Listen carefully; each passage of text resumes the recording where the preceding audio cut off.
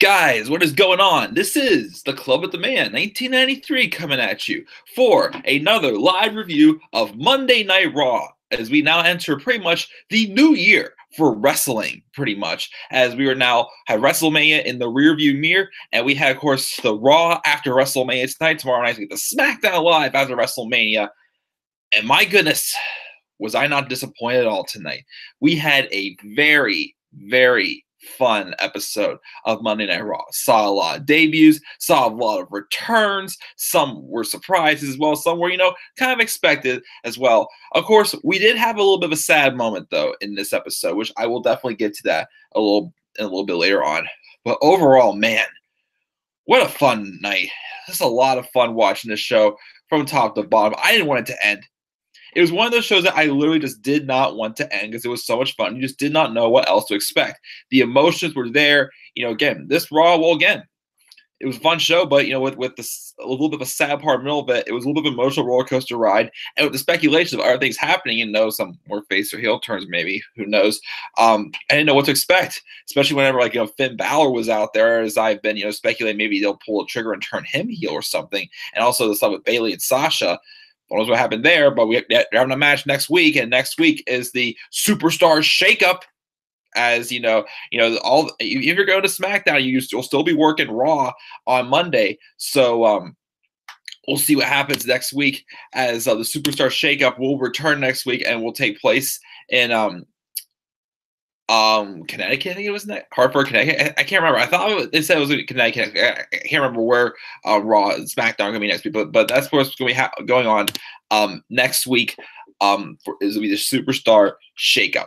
A lot of surprises tonight, guys. Let's get right into it. We have nobody in the live chat, but you know what? Whatever. That's all right.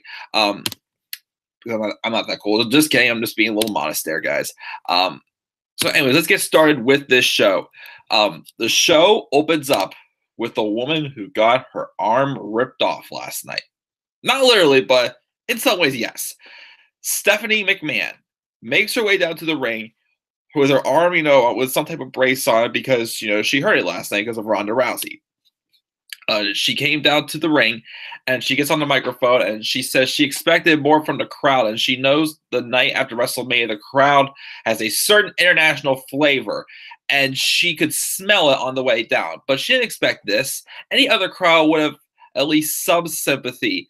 What do you consider? And then the crowd is just chanting over her to "you tapped out," chances rubbing her face, and Stephanie claims that she never loses. But last night, she lost. She tapped out and got her ass handed to her. In fact, also, her husband got his ass handed to him by Ronda Rousey. Ronda Rousey had a dominating debut. That mixed tag match was awesome last night, as I keep raving about it.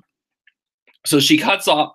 She continues and says that they might say that she tapped out, but they have to admit that last night they were surprised by the performance of one woman in particular. Of course, we thought first she was going to be talking about Ronda Rousey, but she ends up steering direction to talking about herself, saying that could she do it? Could she make that transition? And by God's, she made the transition, deserves our accolades.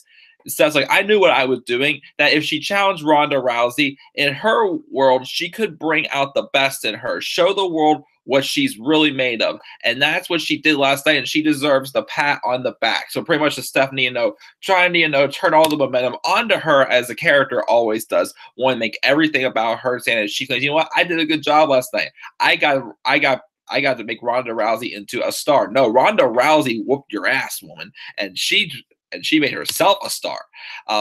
She knows the crowd wants Ronda to come out. She could be more proud of her, of what she accomplished. So she introduces Ronda to come out, and Ronda came out, just slapping her hands. And Stephanie admitted that the better woman won, and she was spectacular and showed her heart and passion, how she's a role model for young girls and people everywhere. Stephanie said she got beat by the best in the world, and she doesn't feel bad together. There's nowhere they can go to blaze new trails together. You can put the entire WWE machine behind Ronda, and with Stephanie in her corner, they'll have all the support and their message. And then we have the bullshit chants going on, which, is pressure. Why would Ronda take any of those offers from Stephanie? Steph tries to say she paid the price for handling everything wrong, and she asks the crowd to give it up for her friend, Ronda. Rousey. And I'm just like, Ronda's never going to be friends with you, woman. So Ronda accepts the hug, and they're looking at each other, smiling at each other before Ronda just gets that death look in his face. Like, yeah, this is awesome. You're dead, bitch. Pretty much look on her face. And Ronda just took her down, get into the knee bar, and then Stephanie's like you beg her not to do this. She just rips a sling off, like, pretty much just like, yep, making this look easy. You guys know I can do this. I'm making this look really easy. And then she falls back and she puts Stephanie in that deadly looking armbar once again. Stephanie's just screaming in pain as Ronda pretty much just rips the shoulder right out of the socket once again, making her injury much worse. So most likely, for the time being, writing Stephanie off TV again, which I feel, Stephanie does not need to be on TV all the time if her character is just going to constantly do nothing. Again, as I keep saying, when I say, I don't like Stephanie McMahon, I'm saying I don't like the character Stephanie McMahon. Stephanie McMahon, the person, I know does a lot backstage. She's a hard worker. She's a great person at Avenue. But the character being on TV every single week, constantly just, putting down all these superstars that are never going to get their comeuppance on her. Very few do, which is, of course, like WrestleMania. That's when the character bothers me. But moments like this where, she was like, trying to ruin Ronda's life, it was striking gold because we don't see it all the time. So Stephanie not being on TV all the time is kind of a little bit of a good thing. That way, when her character comes back, it's like, it's not like, we get sick of her like all the time, So Stephanie did her due this time around, but it's time to say bye-bye for a while to Stephanie McMahon. I know it's running a little bit, but not sick, guys. I promise I'm not sick. Just a little bit of those things. But anyways, Stephanie is then helped out by the EMTs, and she just holds her arm and starts crying. And then we just get hyped up for a few things kind of later on in the show. And also that's when they first announced that the Superstar Shakeup will be happening next week. So who'll be going to Raw, who'll be going to SmackDown? We'll talk about that later on this week. I will do a live stream for those predictions. So then we have the Raw Women's Champion, Nia Jax, making her entrance. It was announced there was going to be a tag team match. I'm like, tag team match? Wonder who her tag partner is going to be. But then Alexa Bliss and Mickie James came out. Obviously, the opponents for Nia Jax. And Alexa Bliss says that Ronda Rousey is the biggest bully in WWE, next to Nia. Nia just loves to throw her weight around, and she's twice the size of Mickie and 3 times the size of her. People are chanting asshole at Alexa Bliss because she comes across as a pure asshole. Bliss continues on saying she was distraught at Nia beating Mickie down, and that's why she lost. She lost because she's a compassionate woman when she saw Nia decimate Mickie, and she was completely under emotional distress. And Nia loved every second of it because deep down she's cold as ice and everybody knows it. And that's why she doesn't have a partner tonight. And then Jax tells her just to shut up, and then Bliss tries to cut her off again, and just like shut up again. And then Nia's like, Alexa, you were right. I did enjoy every second of what she did last night, and she is the new Raw Women's Champion. But she's wrong about one thing, though. She does have a partner, and her name, Ember Moon. I had an itch. Maybe it was going to be Asuka, but Ember Moon. That's right. Asuka wasn't on the show tonight. I was a little surprised by that Asuka was not on the show tonight. I think she's probably going to stay on Raw, though. But it was Ember Moon. And out came Ember Moon, the first of many surprises we got tonight, as Ember Moon made her main roster debut tonight. Well-deserved, I definitely say. Her, again, she had only had really one feud for the NXT Women's title once she won it. Now it was with Shayna Baszler.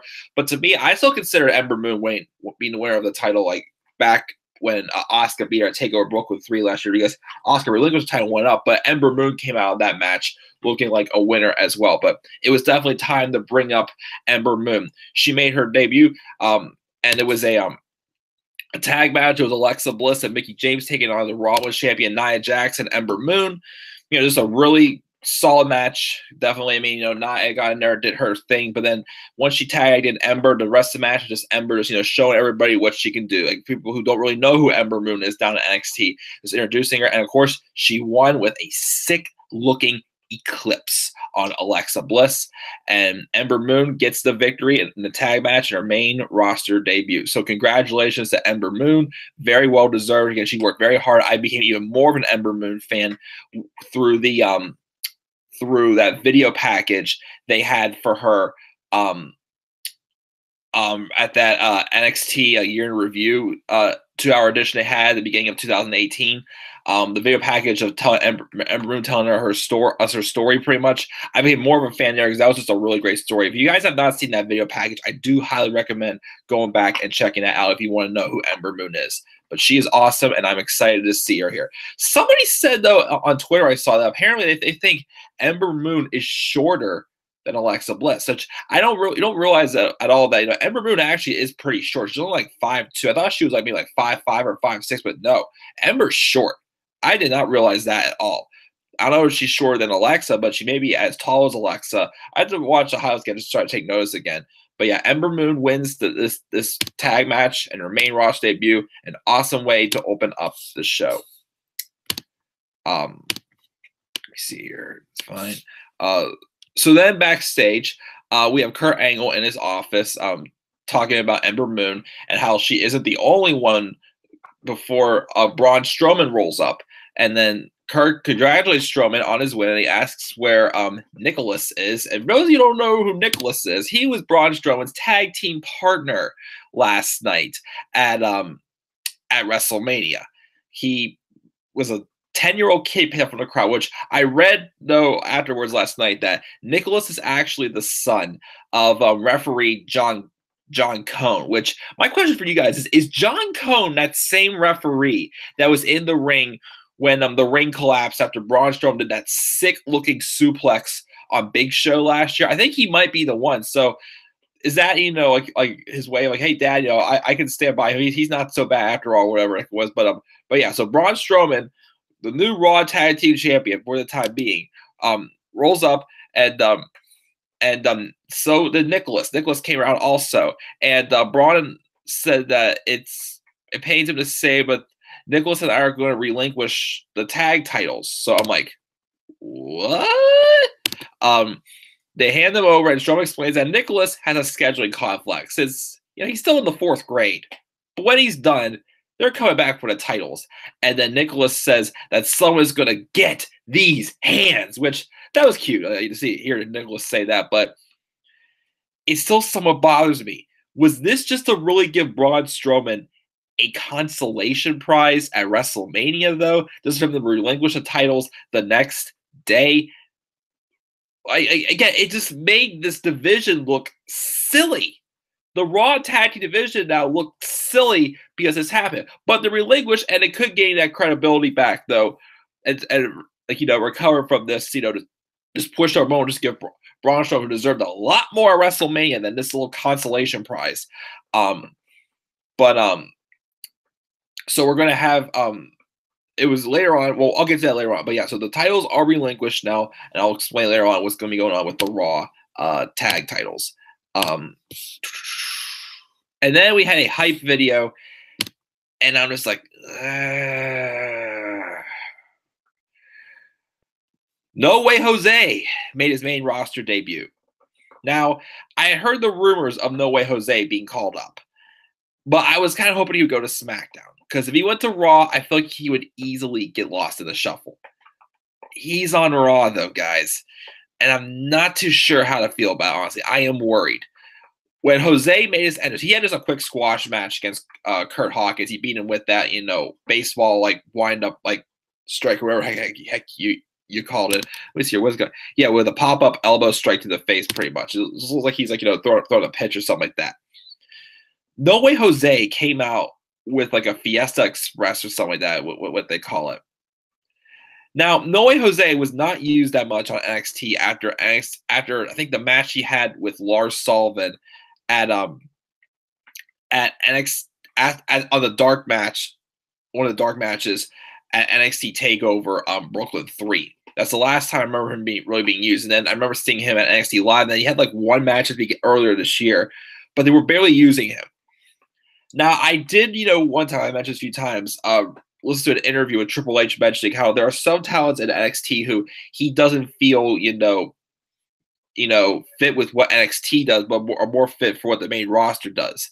And of course, he mentioned that one of those superstars was Elias. Mandy Rose. He didn't mention her, but she may have been that same way also. That's why we barely saw her before she got called up.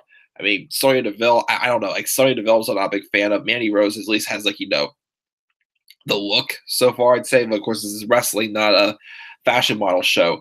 But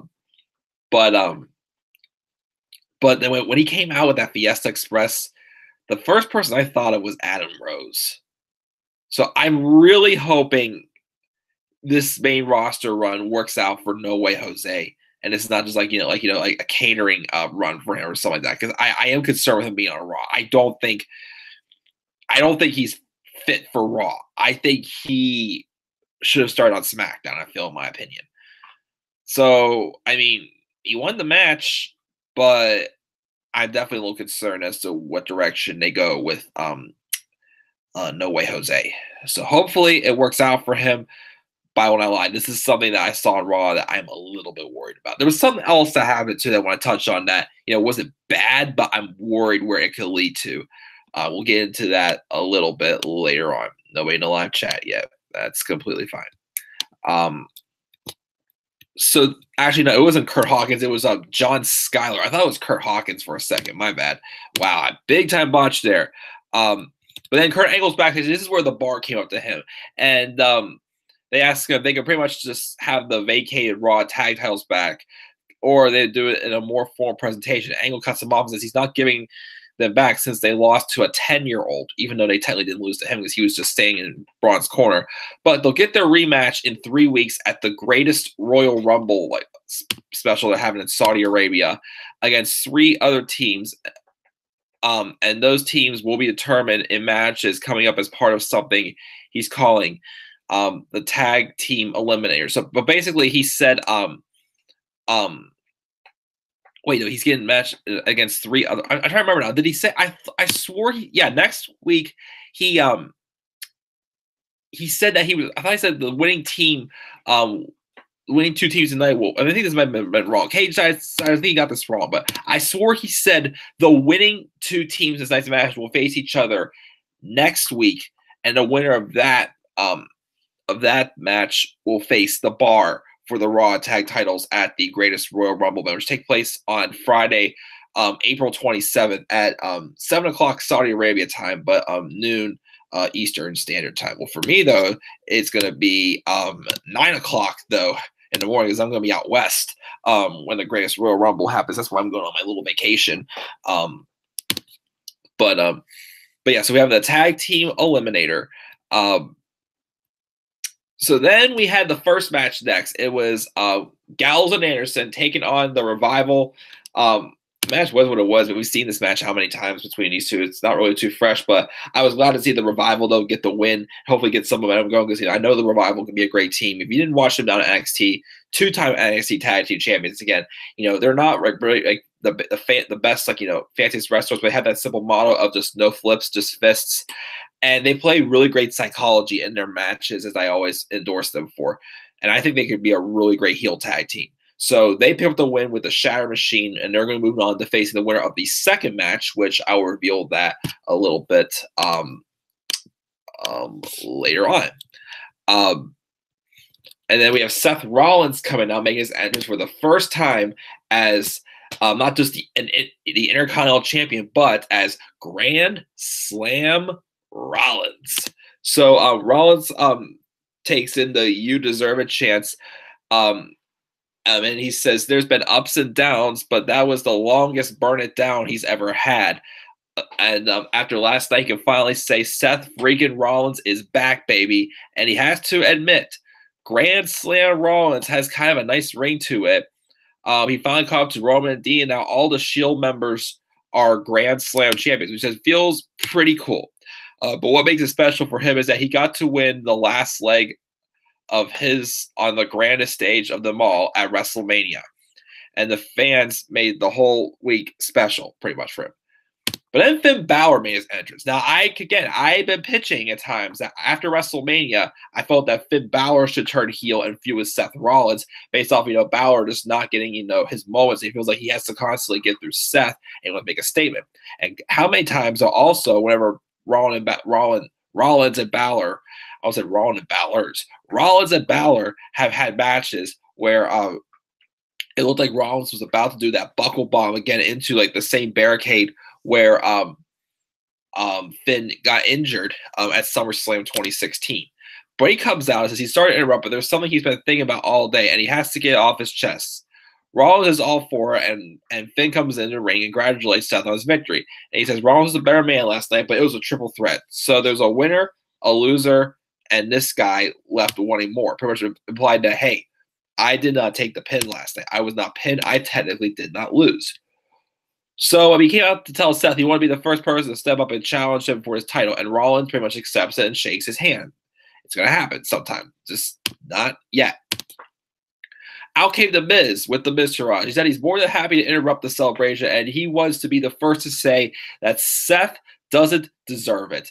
He does. He made the title the most prestigious and relevant title in all of WWE, which that is very true. The Miz definitely did with his several runs with the Intercontinental title since 2016. Last night he walked down the ramp by himself because he knew if the Miztourage came with him, they'd never hear the end of him complaining that when he won.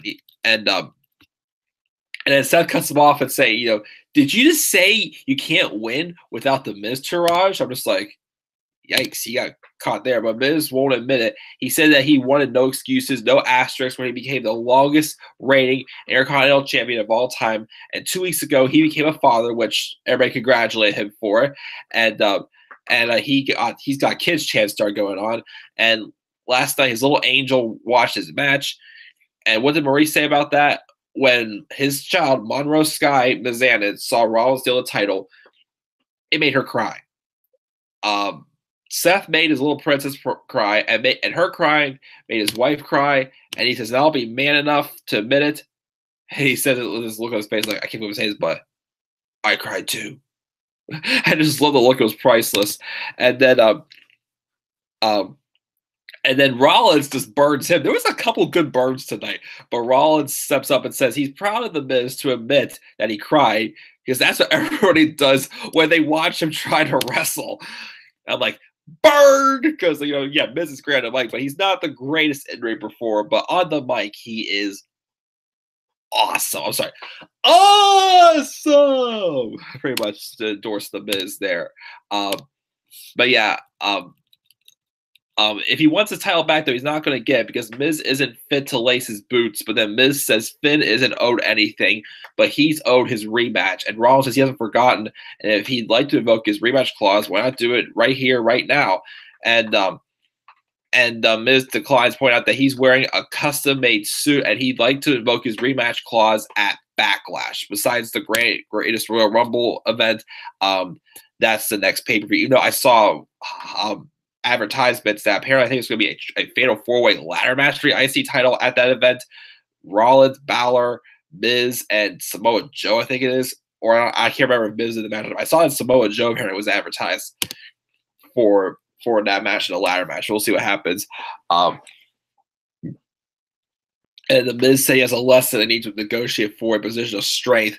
And he offers a handshake between the two sides. And they pretty much were just setting up. We thought first it was going to be a 2-on-3 handicap match, and Rollins and Balor was like, okay, they seem to accept it. But then the music hit, and after 8 or 9 months, I'd say, Jeff Hardy, as expected, made his WWE return after being out with a shoulder injury since right after SummerSlam last year. And everybody was excited as Jeff came running down to the ring.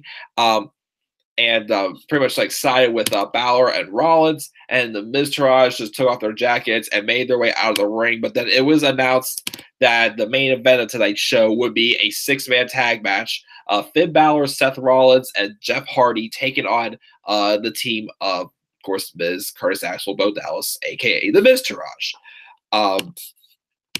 So then up next, though, this was definitely, a match that, it didn't lead to something I really even thought of happening, but boy, is this like one of probably the saddest moment of Raw.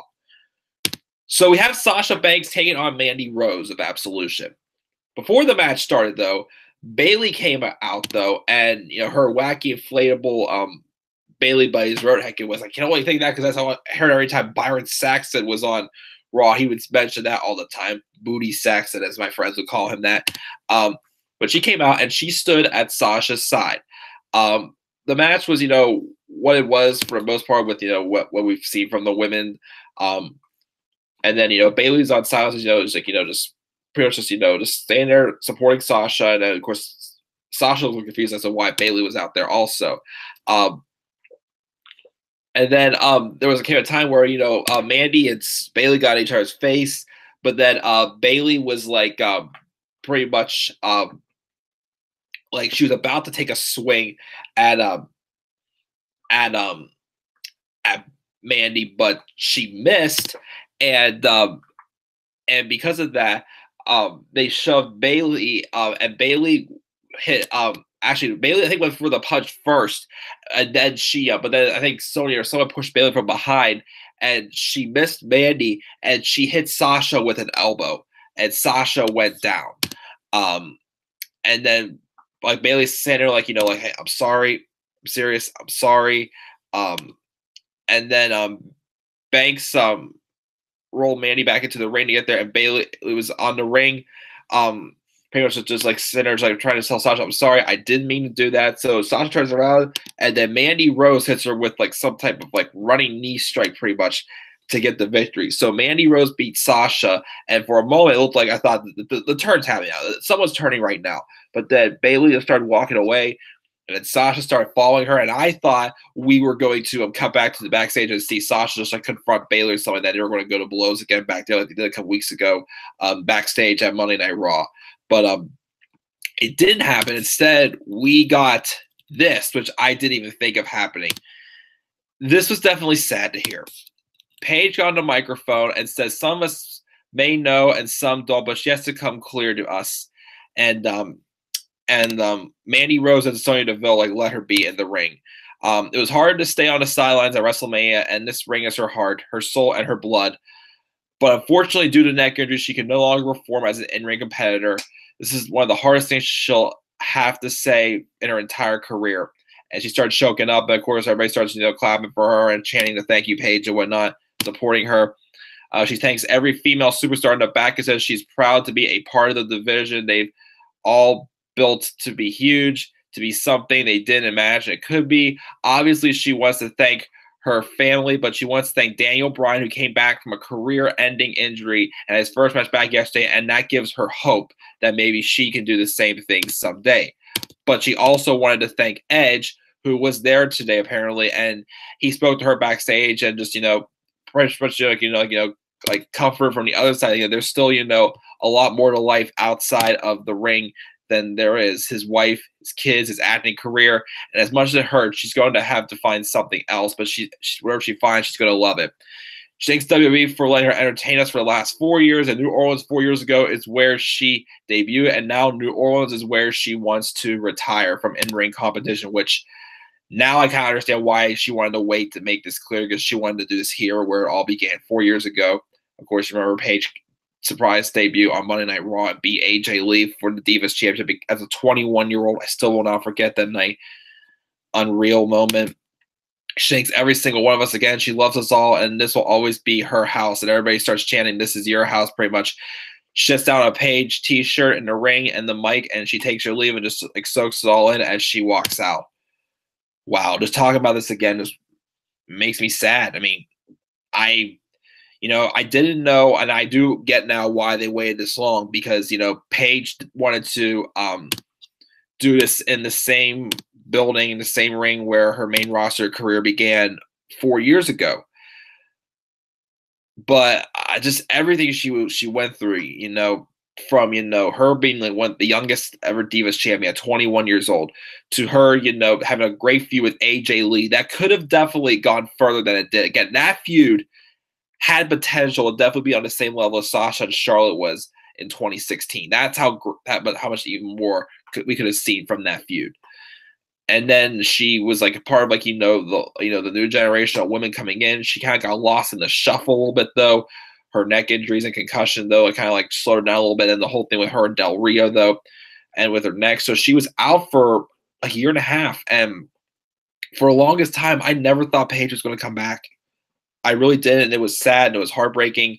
And then she that whole thing with the sex tape, which again, if WWE was going to hold her career against that, it's like, okay, everybody does that stuff. People, I mean, yes, I know it was leaked. She didn't mean to leak them, but someone leaked them for her, embarrass her pretty much. But if WWE was going to fire her over that, that's just ridiculous. People do that stuff. Like, what's the worst that's going to happen, pretty much? But yeah, she made her way back though. She got to at least get things straight in her life. She was welcomed back with open arms. She had the biggest pop you could possibly give a superstar when she returned tonight after Survivor Series last fall. And then her and Absolution had a lot of potential. But then that she suffered that stinger in that house show match against Sasha, Bailey, and Mickey, and ever since then, she was never cleared to compete, and she was told she would never be able to wrestle again. And we heard the rumors right before the Royal Rumble pay-per-view, and we were probably going to get Paige and Asuka at WrestleMania this year, but it did not happen. And Paige made it official tonight. Definitely sad, but a great speech by Paige. I think after this review, I'll pull out the green screen and talk a little bit more about this, because Paige is a hero to me. Paige is a hero. We're being a late bloomer fan. Paige was the one who got me into women's wrestling. Trish and Lita, they definitely, epitomized it. Definitely, back in the attitude, well, not in the Ruthless Aggression era, back in like 2005 and whatnot. But for me, being a late bloomer fan, I didn't grow up with them. They're great. I will not take that away from it at all. But the one woman who definitely truly made me a women's wrestling fan was Paige. And it's tough once again, just like when Daniel Bryan had to retire, but we came back recently out of retirement to be able to wrestle again. But yeah, another one of my heroes has to hang it up early, and especially Paige, way too early. 25 years old, she already has to give up her in-ring career. That's heartbreaking. It really is. But I will talk more about Paige in a special little video I will make. I'll record after I do this live stream. But yeah, Paige is officially done. She's already on the alumni list for WWE. It's too bad she didn't do a little bit more, because she could have been a Hall of Famer.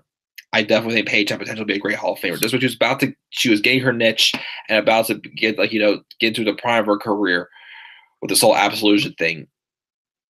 She gets it all taken away from her. So, maybe there's hope she can come back someday down the line. But a neck injury, I feel, is more, is tougher than from concussions, maybe. I'm not sure.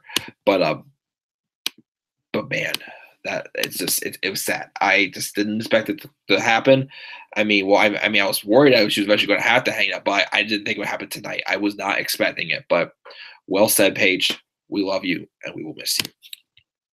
And then we have recap what happened with the Undertaker last night. I guess Undertaker's not retired now. I don't know why. We'll talk about that a little bit more in my report card edition of Road to WrestleMania episode 32, wrapping up season 3, which I'll try to record that tomorrow or Wednesday, but I'll definitely get this done before Thursday, because I want to do my live stream of my prediction for the Superstar Shakeup.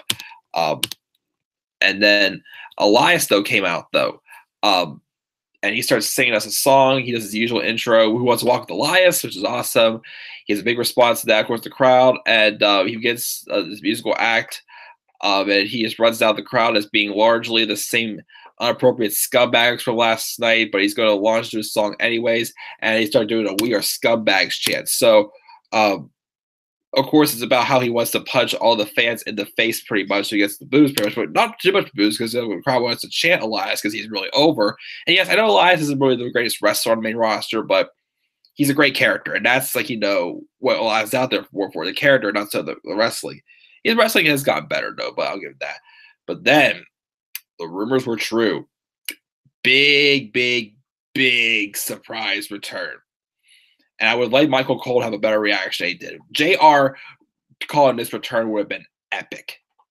10 years later. Somebody else who I saw a little bit from stuff in the past, I'm like, geez, I wouldn't mind seeing this. Wouldn't mind seeing this guy wrestle. And now I'm going to get the opportunity to see him wrestle live. Bobby Lashley made his WWE return after 10 long years. He was released back in 2008, I believe it was. He went on to TNA or Impact Wrestling, whatever you want to call it. I don't know what that guy gets called now. But Bobby Lashley came here. He came in.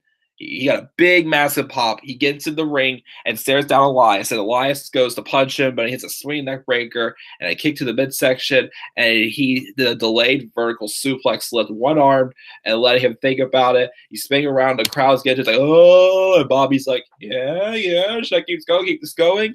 And then he then connects the suplex and just slams down Elias, making a statement that he is back pretty much. So I look forward. I mean, I've heard rumors of Bobby Lashley taking on Brock Lesnar at SummerSlam maybe later this year, which we'll talk about Brock Lesnar. Actually, we have a big thing to talk about Brock Lesnar. That'll be my rant for this video, guys. My Brock Lesnar rant now. So, but yeah, Bobby Lashley is back, and I'm excited. And again, I didn't get to see him wrestle, live because I wasn't watching wrestling when he was around. But I'm sorry I'm not sick. My nose is just, a little runny. But I'm not sick. I promise you, I am not sick. I'm not sick. Okay, I know a month ago, I had this really bad cold. I'm not sick. I don't want to be sick, especially because it's my first softball game this year. I don't want to miss it. Because of the weather. But anyways, backstage, we have Kurt Angle talking about how great it is having Bobby Lashley back.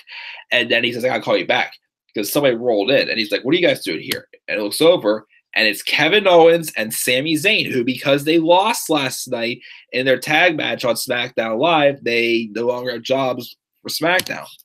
Owens says they had a falling out with management on SmackDown Live, and Kurt asked if they came here looking for a job, and they said they did. Angle says that's rough and asked if they got fired for attacking the commissioner and general manager, but Sami begs out saying there was a difference, and they've learned they need to be team players.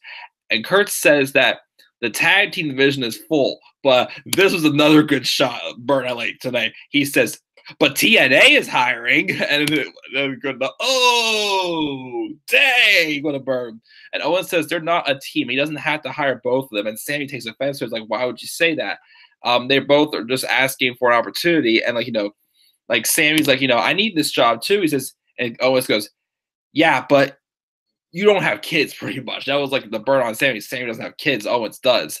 And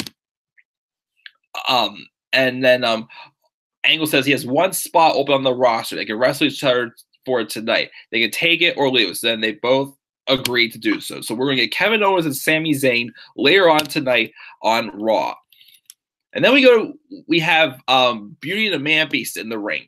And Heath Slater issued an open challenge for the sake of his children, knowing that he has to, pick up his career, and that, pretty much he just he needs to prove that he's the big star because he has his children. So it gets quiet. I'm like, okay, it's got to be one or two teams, especially one of them. Long overdue, and I just thought that their recent run at NXT with the past couple months, especially with the Dusty Rhodes Tag Team Classic, I'm like, I didn't really need to get that far. But it finally happened. The authors of Pain, Akam and Razor, with Paul Ellering, have made it to the main roster finally, and they're on Monday Night Raw. They came out there and they pretty much just squashed Beauty and the Man Beast, just, do what they normally do, off to a great start. Good to see it. But the interesting part, after the match, though, they were leaving, but then they pretty much stopped Paul, and they walked up the ramp by themselves. So was that AOP telling Paul Ellering, we don't need you anymore, we made it to the big stage? And if that is the case, is Paul Ellering going to stick around? Is Paul Ellering going to manage another tag team if for some reason AOP, disowns him pretty much? Or is this Paul Ellering, just not going to be around for at all? So I was definitely shocked by that. We'll see what happens next in the upcoming weeks. But yeah, AOP was up on the main roster. We had 3 debuts tonight, and we also had, I think it was 3 returns also. We have one more return we haven't talked about yet. Because so far, we have Ember Moon's main roster debut, No Way Jose's main roster debut. We had Jeff Hardy and Bobby Lashley returning and AOP. Yeah, there was one more return that we had happened. And also, of course, somebody leaving as Paige announced her retirement tonight on Raw, as we just talked about that before, reflected on that. Man, nobody's in the live stream tonight. Oh, well. But then here's where I'm going to do my rant. I mean, the segment the segment was good, but there's something I'm worried about. There is a rant I have to do, though, involving this. So we get clips that Brock Lesnar re-signed to the WWE, and he's going to get a match against Roman Reigns defending the Universal Championship in a steel cage match at the greatest Royal Rumble event. Why? Why is Brock Lesnar still sticking around? I'm sorry. I mean, I would literally take shots at Brock Lesnar right now. I mean, I'm not saying Brock Lesnar is a bad talent. Brock Lesnar has a legacy in WWE. He's been a champion multiple times. He defeated the Undertaker streak, which wasn't big a fan of at first, but okay, he's known for something. He made a statement for himself, pretty much. But he's done. Like, yeah, there's a few people wouldn't mind seeing Brock face, but can I at least trust the fact that he's going to give one shit at all? That's the thing. Like, he hasn't had a good match. I mean, his match with Styles at Survivor Series was good. The Fatal 4-Way wasn't bad, but that was mainly because Braun Strowman tore up everything in that match, pretty much. But yeah, like, when was the last time really Brock Lesnar had a good match? He doesn't. And last night proved it. I gave him and Roman a chance to show me they could do another good match at WrestleMania, and I'm sorry, it did not succeed. And I blame them more on Brock than Roman. And yes, I mean, no offense to also, why is Roman getting this title opportunity? Roman got his ass handed to him last night. Like, he even made himself account for this promo next. He got the crap beat out of him, pretty much. Why is the WWE giving Roman another chance? You see, he earned the opportunity in the Elimination Chamber, even though there was no build to him even, being a threat to win the match in general. I mean, he won the match, so, I'm like, okay, I said if you're going to give Roman a match at Mania, just at least, give him the at least do the Chamber, not the Royal Rumble, which was a good call there. He put over Shinsuke, even though Shinsuke didn't get good belt draw, but we'll talk about him tomorrow as we see the beginning of his heel run. But yeah, so now I'm like, okay, that's enough now. It's time to focus away. Like, why have this match again? I don't want to see the match again. I have no interest in seeing this match. What are you gonna do? Just to have Roman win it there because he's not gonna get a bad reaction in overseas that he is in America or something? I don't know, but the promo he cut, it was short, delivered well, but what he said, I'm just like, why would you even say this? He came out, he gets in the ring, he came out, he had no gloves on, he's wearing some big, heavy-looking golden watch. I'm like, this is different. And he looked sad. Roman says that he got his ass kicked last night, but he's here tonight and Brock Lesnar isn't, as always. To be honest, he still doesn't know what happened yesterday. Everything was off, and Vince McMahon could look at him in the eye and smarten him up. But Brock is a hell of a businessman because on Wednesday, word going out he was going back to UFC. And today comes out that he signed a new deal and they got a steel cage match that he had to read about on the internet. He wasn't even told, pretty much. Now he's taking a shot saying that Vince is a piece of crap. He doesn't know what the story is, but they keep putting him in the match with Lesnar. So if they're going to do that, though, and he even said himself, he doesn't know why he keeps getting these matches. The character Roman Reigns himself said, I don't know why I'm being given another match against Brock Lesnar.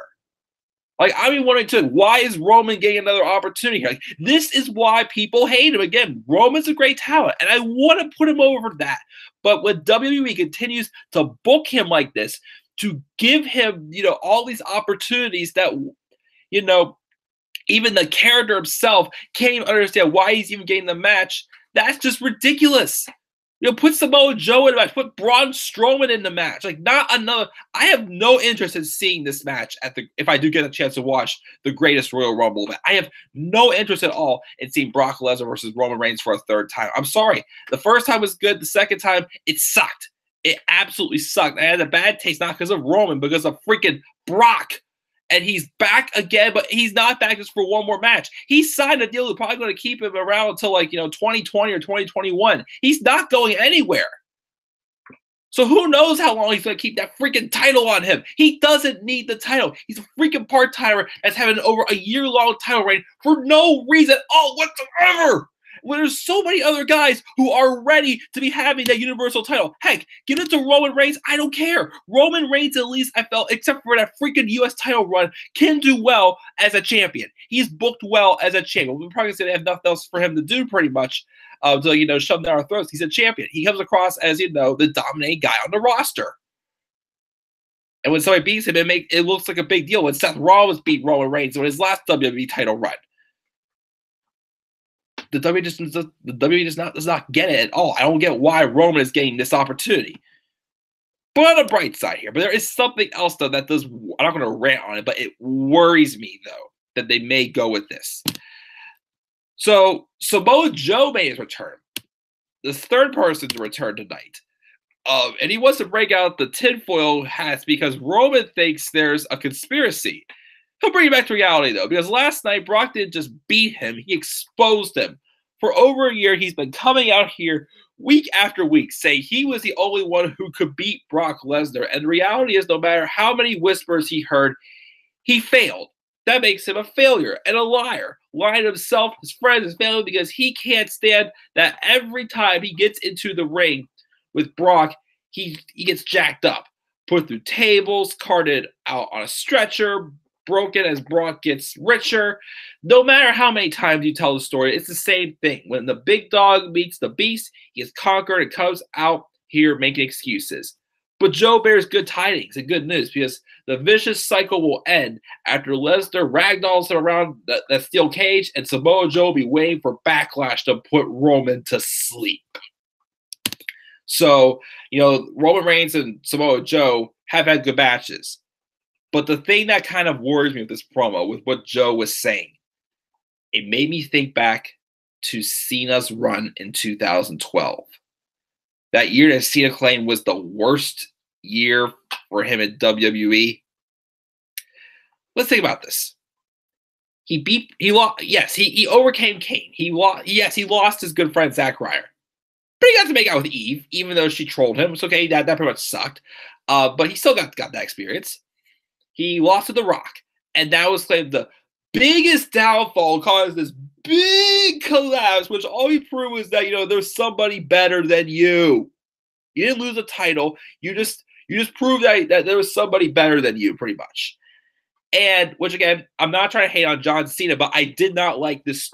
I know I wasn't watching full time back then at all, but I did not like this story at all.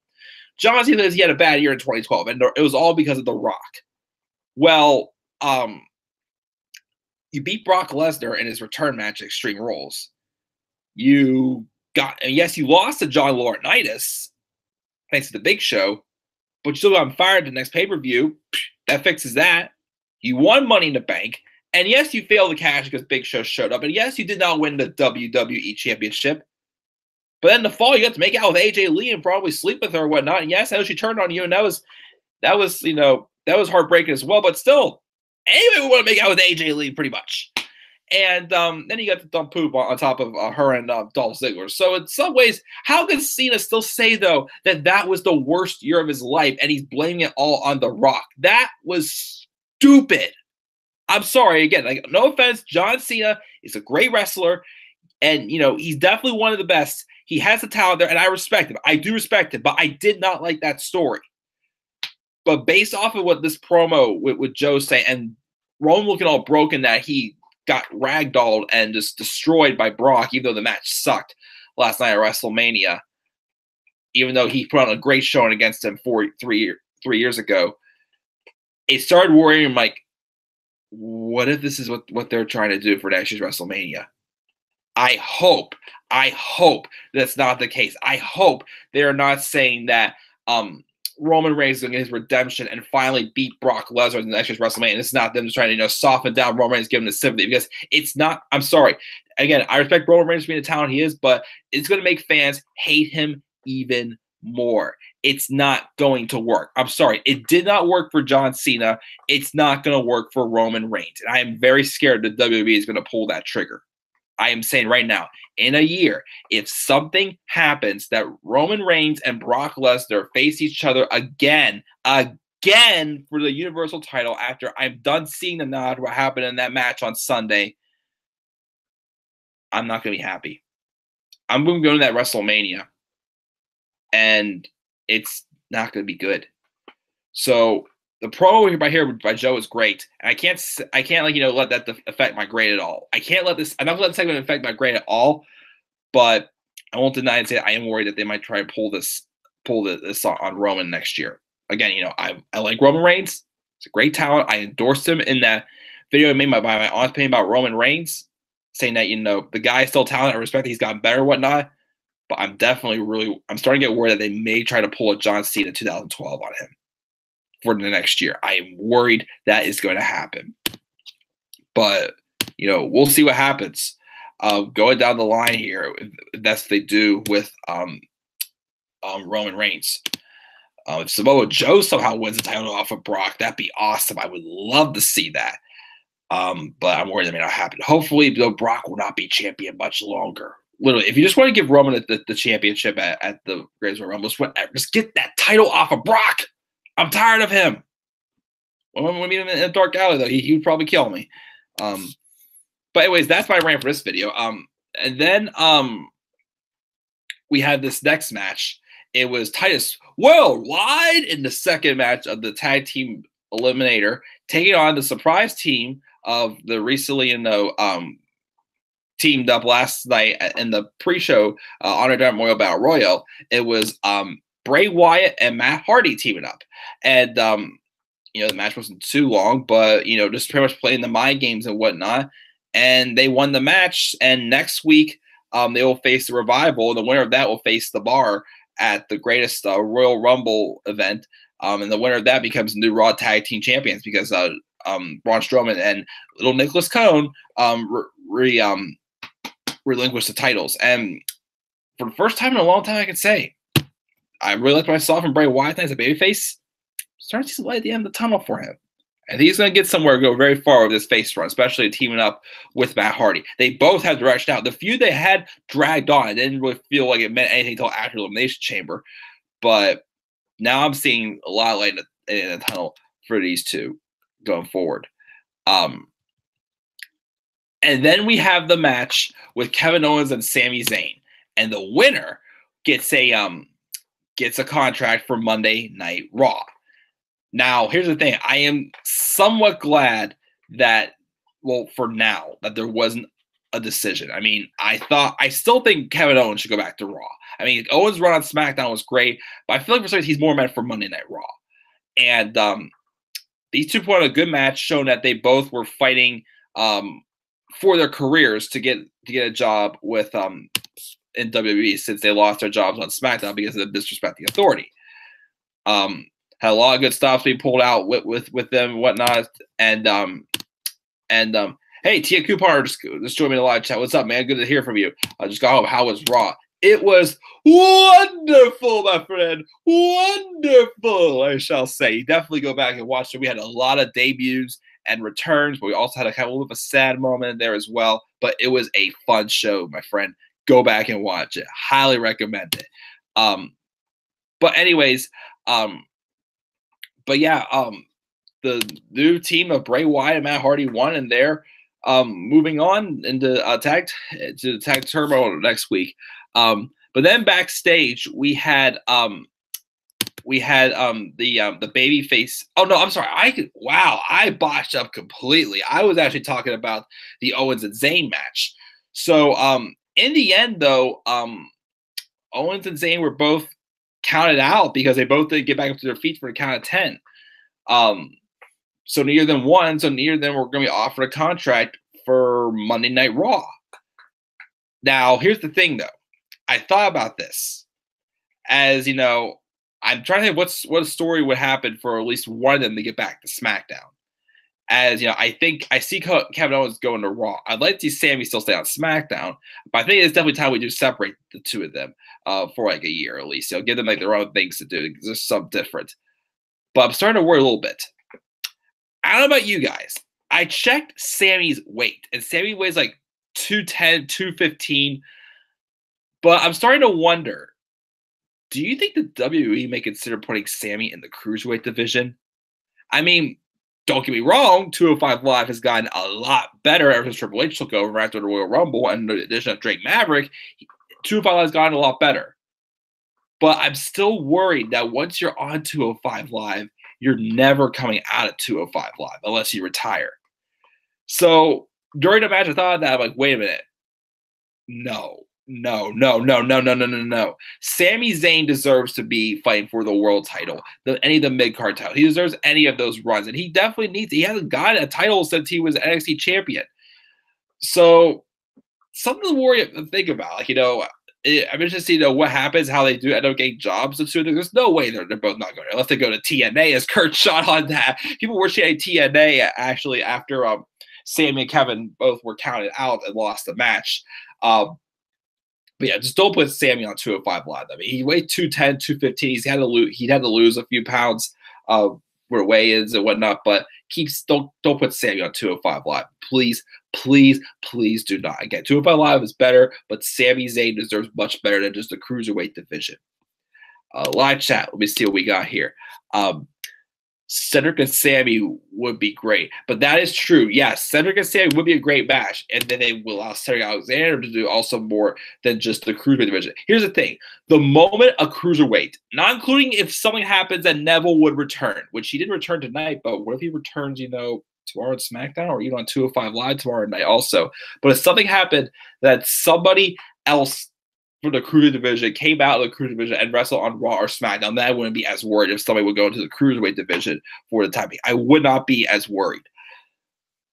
But I don't want to see Sami Zayn go to the Cruiserweight division right now. I mean, again, hats off to Drake Maverick, Triple H. The show's been a lot better, but they don't need to go to the Cruiserweight division.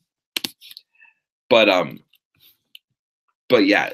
We had the double count, but then afterwards, this is when I'll get into it. We had the babyface team of Jeff Hardy, Seth Rollins, and Finn Balor walking backstage, go to their match, and then Jeff runs into his brother Matt. Matt is glad Jeff overcame his broken condition, and Jeff speaks to him in his own language before Matt introduces him to the new and improved Bray Wyatt, and Bray Wyatt called Jeff Hardy Brother Nero, and Bray says he feels wonderful now that Sister Abigail has been deleted from him, and they can move on now. And then it was just just like a comical conversation between the two of them. But then we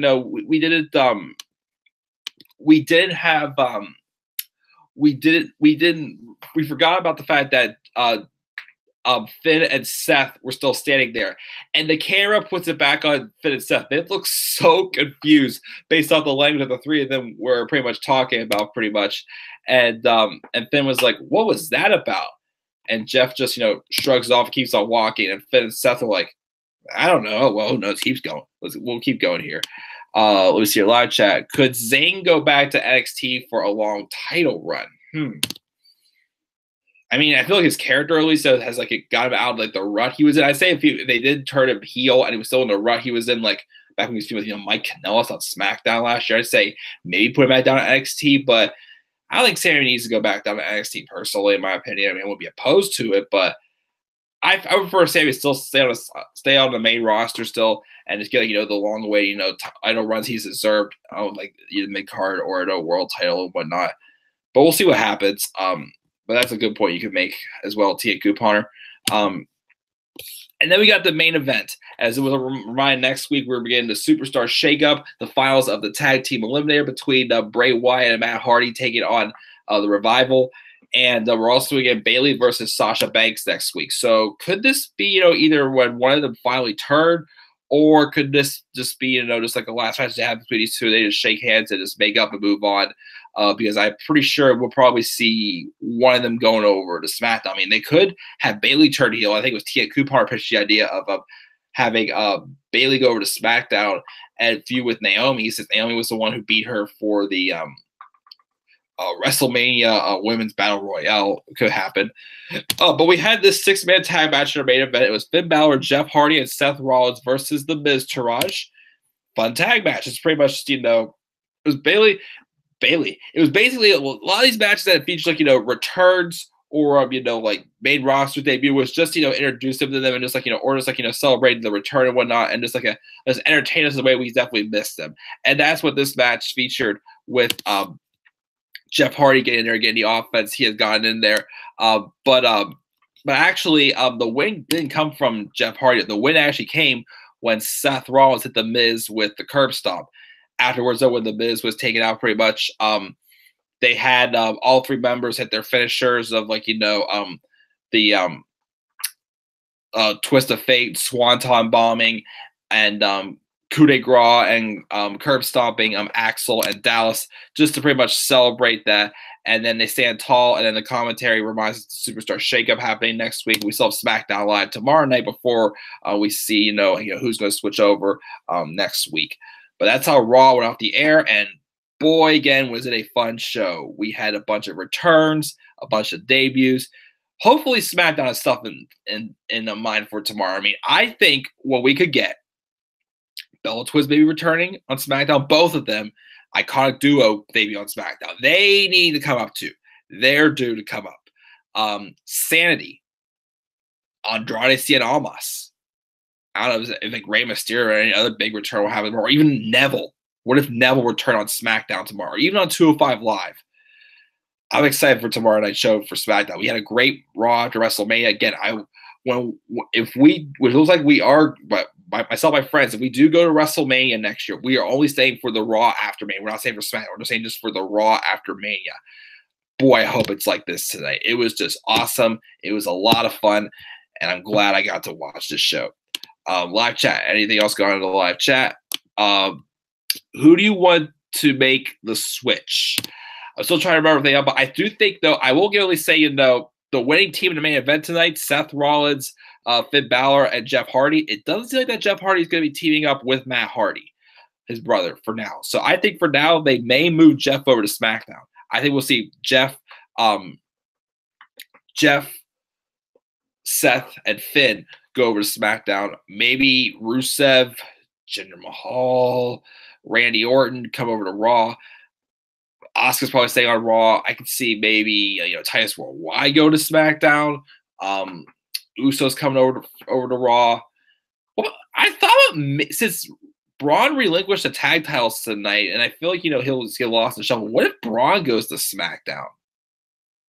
It could happen. I mean, I'm not saying I'm fully for it, but I could see it possibly happening. But I'm going to map things out and do a live upstream as my predictions for the Superstar Shakeup, probably Thursday night, probably.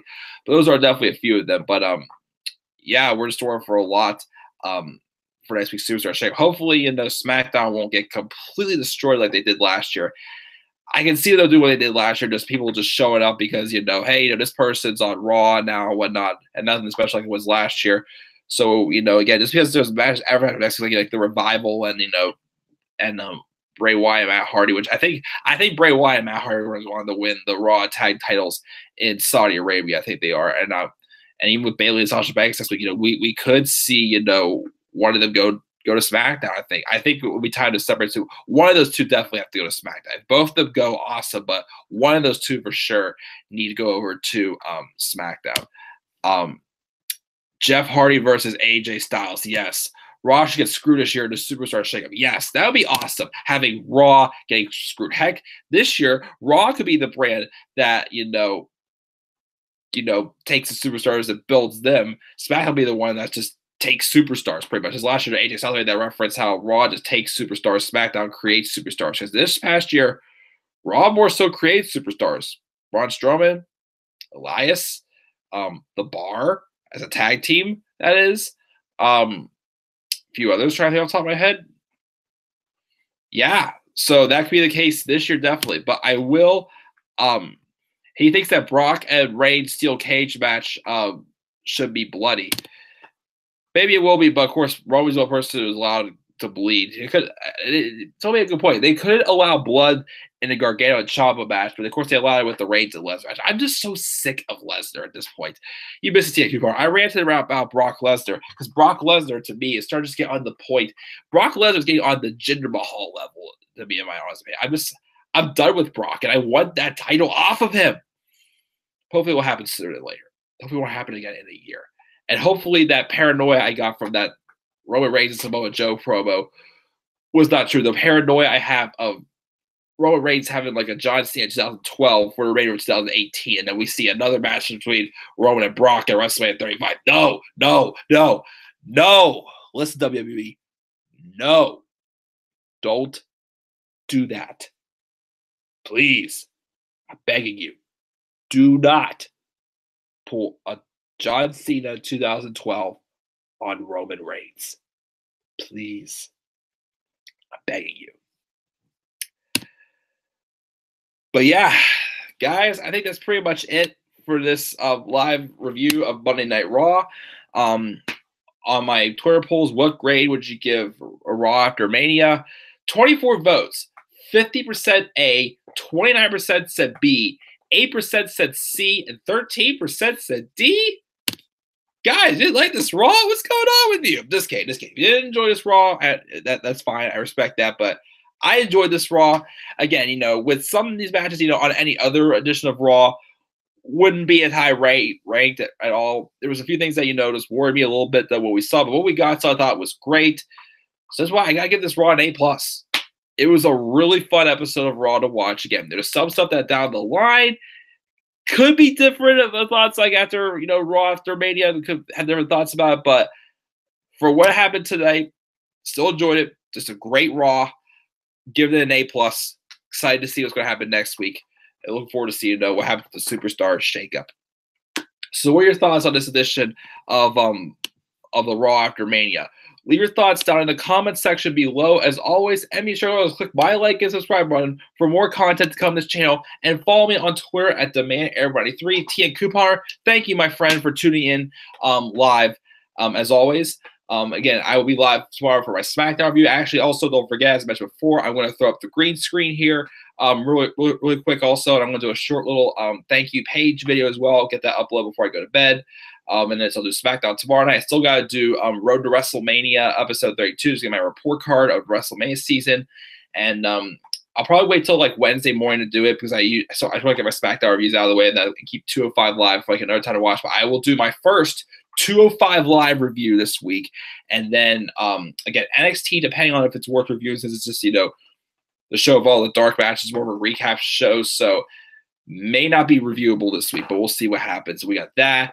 And then Thursday, I will do my live review for my live predictions video for the 2018 Superstar Shakeup.